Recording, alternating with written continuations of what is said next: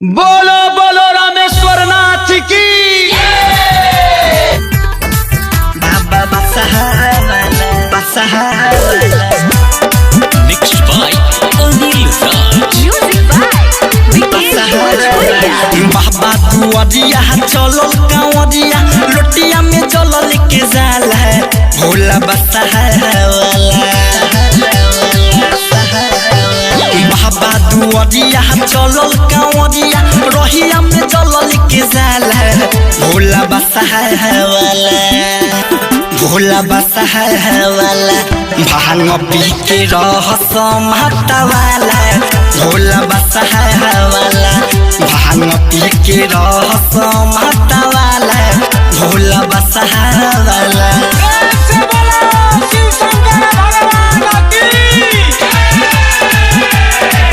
भांग पी के रहस महता वाला। भोला बसा वाला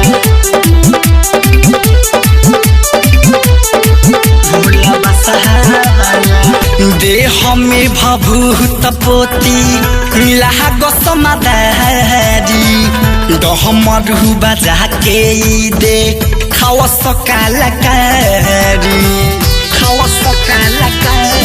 हाँ देह में भभूत पोती लाग समादारी डहमरू बजा के दे खाओ सकालकारी।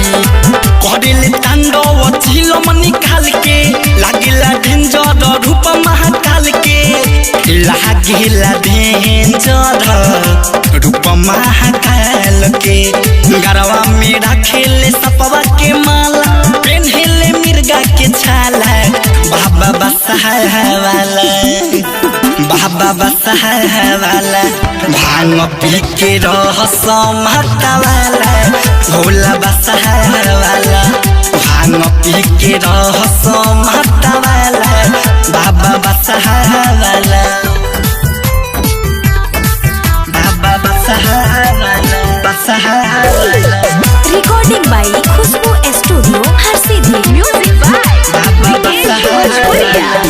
दानी महादानी हौवे केहू ना बदूजा रहाई तोहर मिथल समीसन कहरेले पूजा कहरेले हाँ हाँ दानी महादानी हौवे केहू ना बदूजा रहाई तोहर मिथल समीसन कहरेले पूजा।